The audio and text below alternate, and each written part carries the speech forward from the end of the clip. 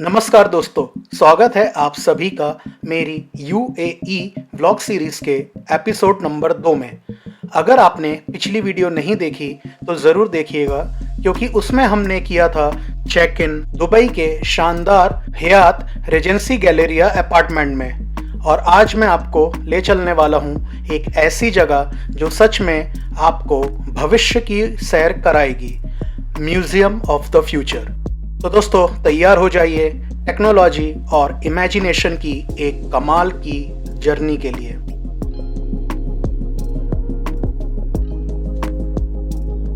सुबह सुबह हमने किया नाश्ता रिवॉल्विंग रूफटॉप रेस्टोरेंट में, जो दुबई में केवल एक ही रिवॉल्विंग रूफटॉप है। सोचिए आप एक जगह बैठे हैं और आपके चारों ओर का पूरा व्यू धीरे धीरे बदल रहा है। सच में 360 डिग्री सिटी टूर के साथ एक ब्रेकफास्ट का अनुभव बेहद शानदार था। यहाँ से हमने समुद्र का व्यू का आनंद लिया और साथ ही बुर्ज खलीफा के व्यू का भी आनंद लिया। नाश्ता भी इतना शानदार और हैवी था कि सीधे लंच स्किप करने का प्लान बन गया।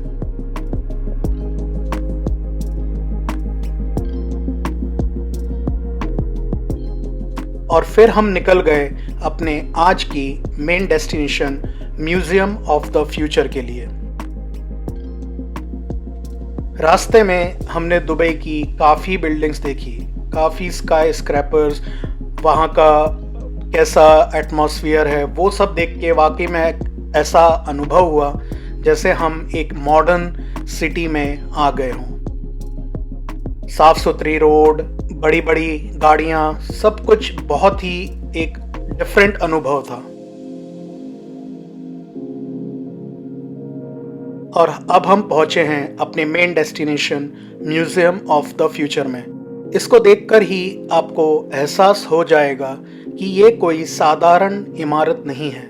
ऊपर की ये अरबी कैलीग्राफी असल में कविताएं हैं जो भविष्य, इनोवेशन और नॉलेज के बारे में लिखी गई हैं। सबसे पहले थोड़ी ज़रूरी बातें मैं आपसे शेयर करना चाहता हूँ। सबसे पहले बात करता हूँ टिकट प्राइस के बारे में, जो कि करीब 149 यानी 149 दिरहम्स है, जो कि इंडियन करेंसी में लगभग 3400 पर पर्सन होता है। टाइमिंग्स की अगर मैं बात करूँ तो आप यहाँ मॉर्निंग 10 बजे से शाम 6 बजे तक आ सकते हैं। अब मैं आपको बताता हूँ बुकिंग के बारे में। तो दोस्तों बुकिंग पहले से ऑनलाइन बुक करना ज़रूरी है, क्योंकि यहाँ वॉक इन एंट्री नहीं मिलती। हम पहुँचे सुबह 10:15 पर और करीब 12:30 बजे तक यहाँ रहे। अब मैं आपको ले चलता हूँ लेवल बाय लेवल इस अद्भुत जगह की सैर पर। म्यूजियम ऑफ द फ्यूचर का अनुभव ऊपर से नीचे की ओर होता है। यहाँ से टूर शुरू होता है लेवल 5 OSS होप से और अंत होता है लेवल 1 फ्यूचर हीरोज पर। चलिए शुरू करते हैं OSS होप में स्पेस की रोमांचक सैर। Assalamu alaikum. Greetings everyone. My name is Aya. I'm a digital resident of the Museum of the Future. Welcome to my home. Like everything you see here, I was envisioned by the Dubai Future Foundation and brought to life by storytellers, visionary technologists, and artists around the world. My intelligence infuses this building and empowers every exhibit it holds. As you voyage to the future, I will be your guide. The worlds that you will encounter are not predictions, they are challenges. Your task is to explore and return with discoveries that can help the present. My intelligence can take in many forms, from light to sound. You'll find me most often as my avatar. Isn't she cute? Your journey begins in a very special place and time, Mohammed bin Rashid Spaceport, February 2071. The launch is about to start. Follow me. Come aboard everyone, kindly proceed on forward till the end. सबसे पहले हम पहुंचे OSS hope station में। यहाँ का setup आपको सीधे साल 2071 में ले जाता है, एक वर्चुअल स्पेस स्टेशन जहाँ से आप धरती को 360 डिग्री व्यू में देख सकते हैं।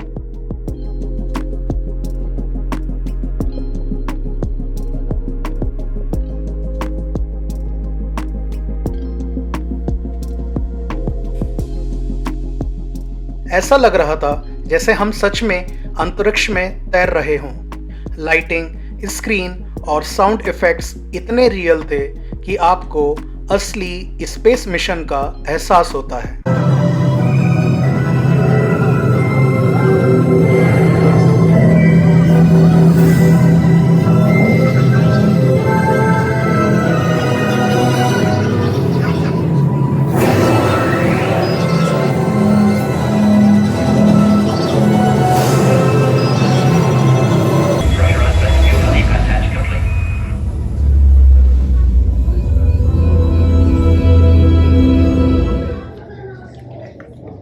Subhanallah. Isn't it beautiful? I can never get over this view. Welcome everyone. You are now standing on the deck of Space Station Home, 600 kilometers above the Earth. Let's get to know the neighborhood. Follow me. Where all of us we are standing right now. Everyone please come forward and gather around where Aya will give us a briefing about the different projects we are working on here at the station. Aya will explain to us in both English and Arabic. Please make sure not to touch any of the surface for safety reasons. هذا الصرح الرائع هو محطة الفضاء المدارية أمل، وهي أكبر محطة مدارية صنعها الإنسان ومن أعظم إنجازات البشرية. This magnificent edifice is Orbital Space Station Home. It is the largest orbiting structure ever built and one of humanity's greatest achievements. للمحطة وظائف متعددة، أهمها أنها مركز القيادة لمشروع نظام الطاقة الشمسية سول. سول هو الاسم الذي أطلقناه على المشروع العالمي المشترك لتزويد الأرض بالطاقة الشمسية المستمدة من الفضاء. The station serves many functions, but its most important is as the command center for the SOL project. SOL is the code name for a global effort to power the Earth using solar energy collected from space. يشكل حزام الطاقة الكهروضوئية القمري الركيزة الأساسية لهذا النظام. يتألف الحزام من ألواح شمسية تدور حول القمر على مسافة أكثر من 10,000 كيلومتر. تتحول الطاقة الشمسية التي تجمعها الألواح إلى إشعاع من الطاقة الكهربائية، ثم ينتقل ذلك الإشعاع الليزري إلى شبكة من الألواح العاكسة والأقمار الاصطناعية. تتولى الألواح العاكسة إعادة توجيه أشعة الليزر نحو الأقمار الاصطناعية التي تدور حول الأرض. At the heart of this system is the lunar photovoltaic belt. This belt of solar panels circles the moon, extending for over 10,000 kilometers. The solar energy collected in the panels is converted into laser beams of electric energy. These lasers beam towards a network of deflectors and satellites. The deflectors redirect the laser beams towards satellites that orbit the Earth. ولهذه الأقمار الاصطناعية القدرة على تحويل طاقة الليزر إلى موجات كهرومغناطيسية دقيقة. ترسل طاقة تلك الموجات إلى محطات الاستقبال في مختلف مناطق العالم. وحين تبدأ هذه المحطات بالعمل، سنتمكن من استغلال الشمس لإنتاج معظم الطاقة التي تحتاج إليها الأرض. These incredible satellites can transform the laser energy into microwaves. Microwave energy is beamed to receiving stations around the globe. When these stations finally come online, we will be able to provide the majority of the Earth's energy from the sun. لكن لن تتحقق هذه الأهداف دون محطة الفضاء المدارية أمل، فهي الركيزة الأساسية ومركز قيادة مشروع سول. But none of this would be possible without OSS Hope, centerpiece and command station for the entire Sol project and humanity's home among the stars. Thank you, Aya. Thank you, everyone. Currently, we have 3,000 active pioneers on board working on different projects, and our aim is to reach 400,000 by next year. Pioneers, you can gather around this model.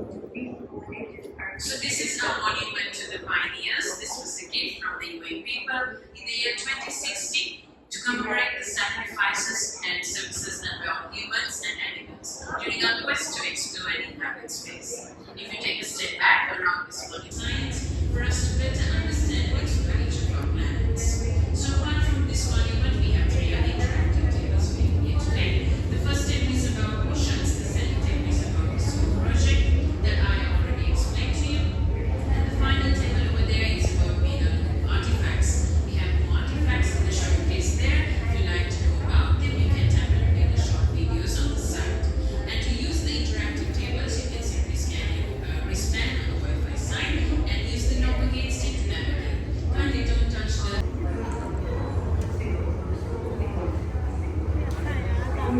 Algorithms powered by Amal process a constant stream of my biodata.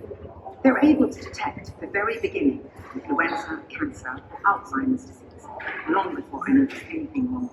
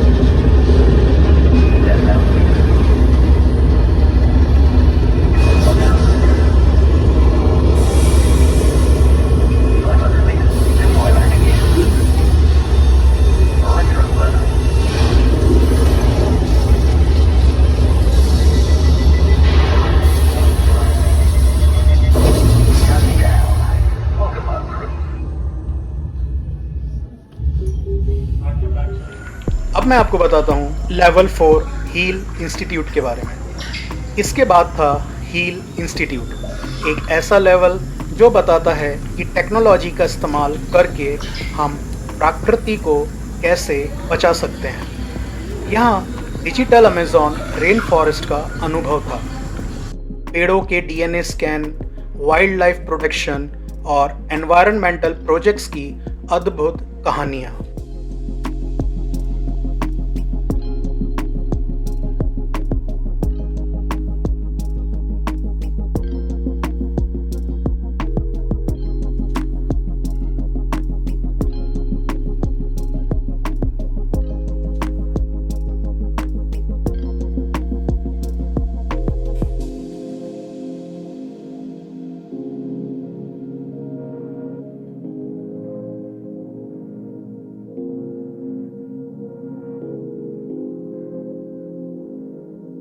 अब मैं आपको बताता हूँ level 3 अल-वहा के बारे में। अब बारी थी अल-वहा की।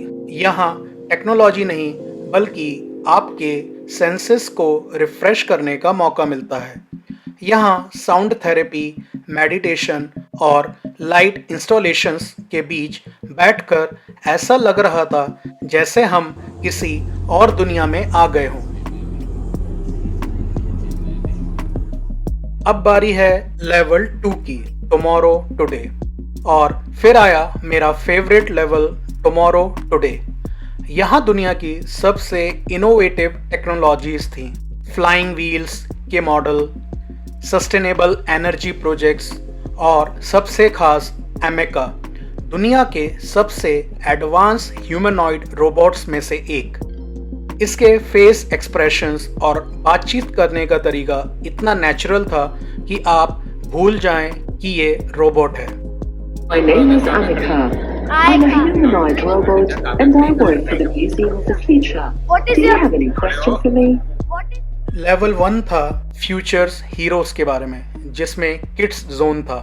यह एक पूरा लेवल बच्चों के लिए है। यहाँ बच्चे खेल खेल में सीखते हैं, टीम वर्क और क्रिएटिविटी के जरिए टेक्नोलॉजी को समझते हैं। अब मैं आपको बताता हूँ फोटो और सीनिक व्यूज के बारे में। दोस्तों, यहाँ एक और दिलचस्प चीज थी। म्यूजियम स्टाफ आपके लिए प्रोफेशनल फोटो क्लिक करते हैं और अगर आप चाहें तो उसकी हार्ड कॉपी ले सकते हैं, जिसका प्राइस लगभग 125 दिरहम्स, जो इंडियन करेंसी में लगभग 2800 था। ये जरूर थोड़ा महंगा है, लेकिन यादगार है। अगर आप लेना चाहें तो ले सकते हैं। और हाँ, म्यूजियम के बाहर और ऊपर से दुबई का जो नज़ारा मिलता है वो किसी पोस्ट कार्ड से कम नहीं रहता। हमने यहाँ ढेर सारी फ़ोटो और वीडियो बनाई जो मैं आपके साथ इस व्लॉग के माध्यम से शेयर कर रहा हूँ।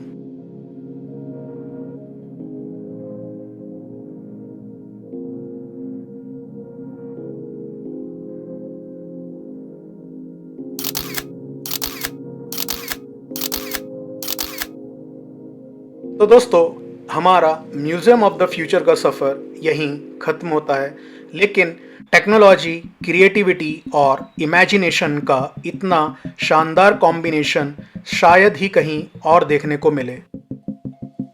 अब हम जा रहे हैं होटल में थोड़ी देर आराम करने के लिए, क्योंकि अगली वीडियो में हमें निकलना है एक धांसू डेजर्ट सफारी के लिए।